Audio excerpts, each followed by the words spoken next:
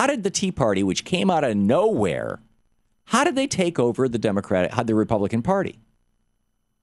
And how can we use that same strategy to take over the Democratic Party with more and more progressive candidates?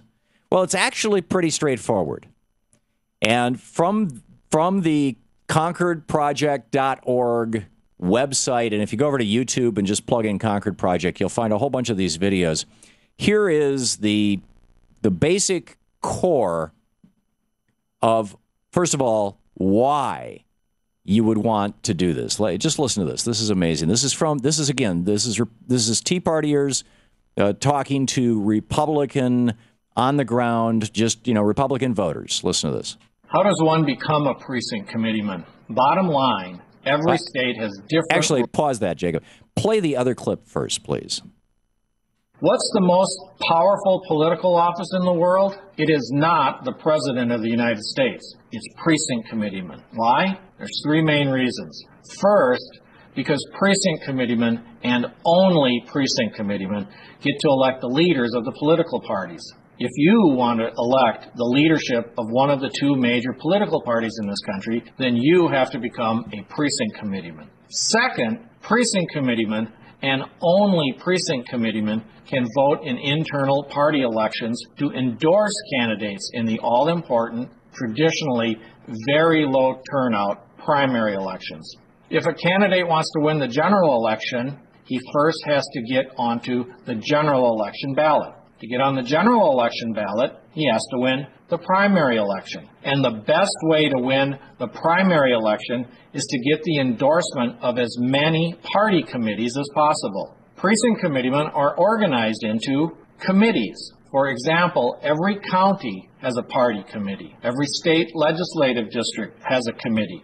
Legislative districts elect the people's representatives to the state legislature. Now, the third reason you want to become a precinct committeeman is because in some states, when a vacancy occurs in a state legislator office, precinct committeemen and only precinct committeemen, not registered voters, get to nominate 3 nominees to fill the vacancy. The County Board of Supervisors then select the replacement. If, under a system like this, a majority of the precinct committeemen are conservatives, then all 3 nominees will be conservatives, and the eventually selected replacement will be a conservative. That's real political power.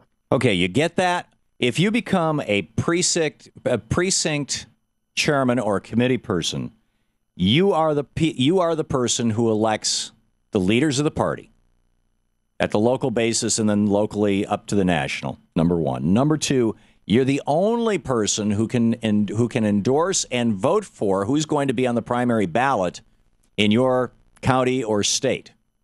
And number three, you are the only person who can nominate your own replacement. This is how the Tea Party took over the Republican Party.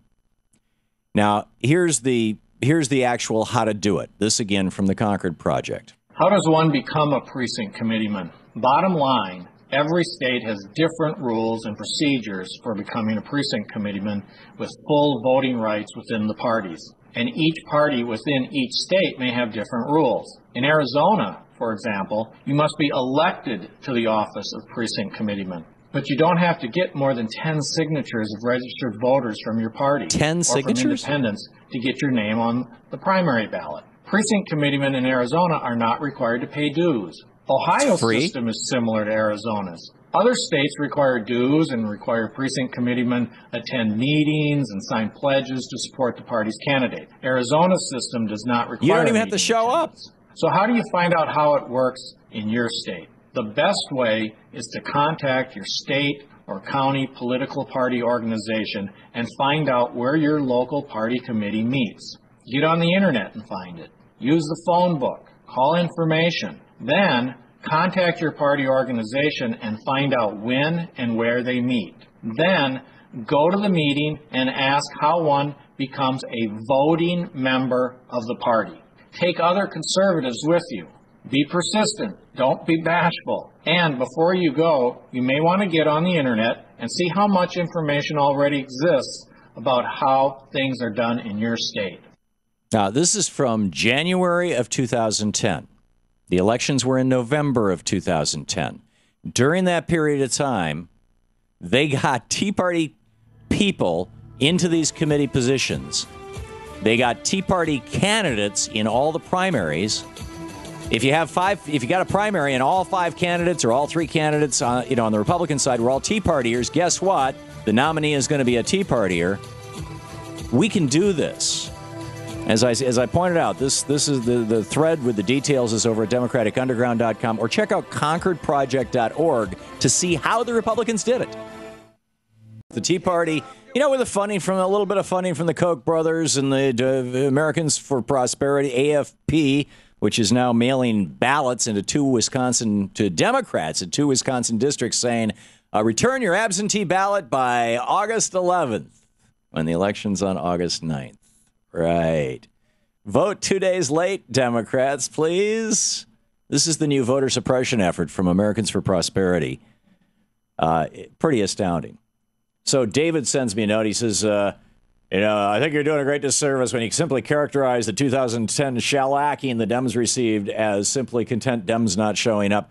I am done with the Dems and with this president. They're either stupid, ineffectual, covertly complicit, or all of the above. Well, frankly, I would say, sir, I'm not going to speak directly to you, but to the Democrats who didn't bother to vote in 2010, I asked Alan Grayson why he lost the election.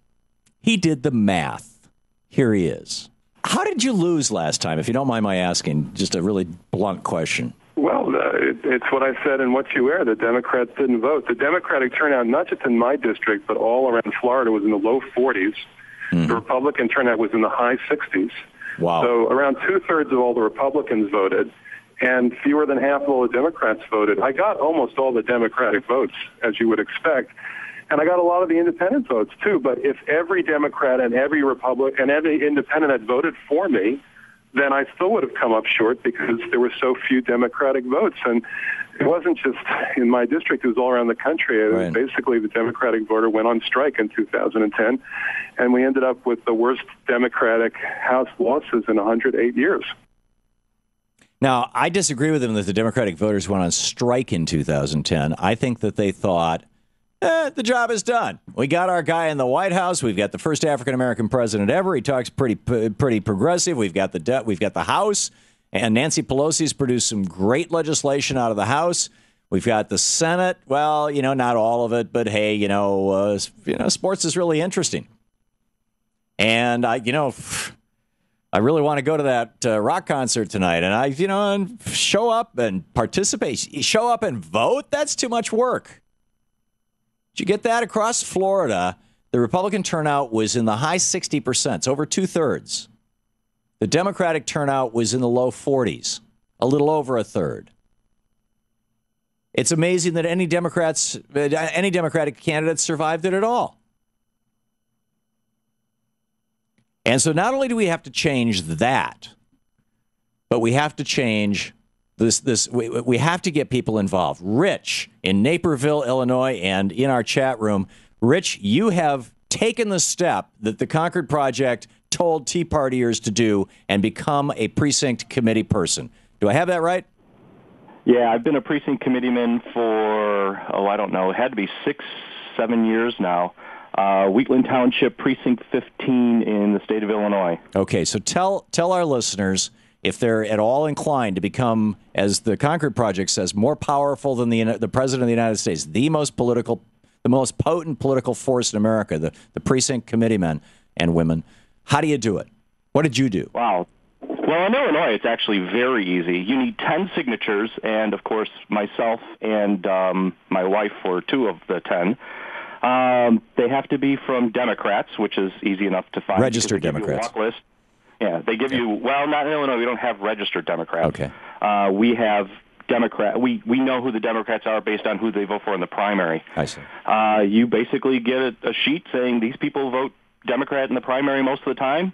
It's easy. These are the people you go knock on their doors and say, hey, would you mind signing my petition? You sign. Then when you get elected, actually even before you get elected, you can be appointed by your township, Democratic township president. I can't remember. It would be the precinct chairman? The precinct chairman, right? Yeah. Or the county chairman can also do it. The Democratic county chairman. Okay. So you can be. So all you have to do is go knock on your Democratic township on 8 door doors and say, I want 8 more. Well, if you find couples, maybe 4 doors. Yeah, you find a couple of doubles, and yes, it's really easy. The job is I'd hate to say it's easy because it isn't. You knock on a lot of people's doors.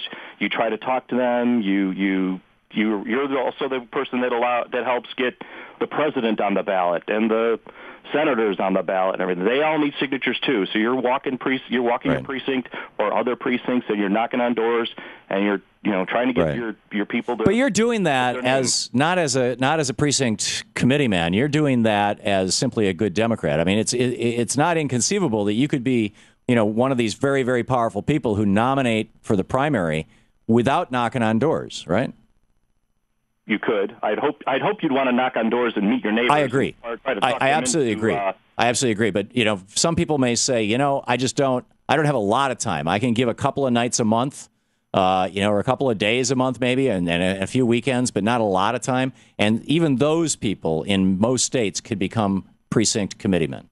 Is that correct? True. Okay. Yes. Precincts are actually, well, in Illinois, because we're a very populated state, are fairly small.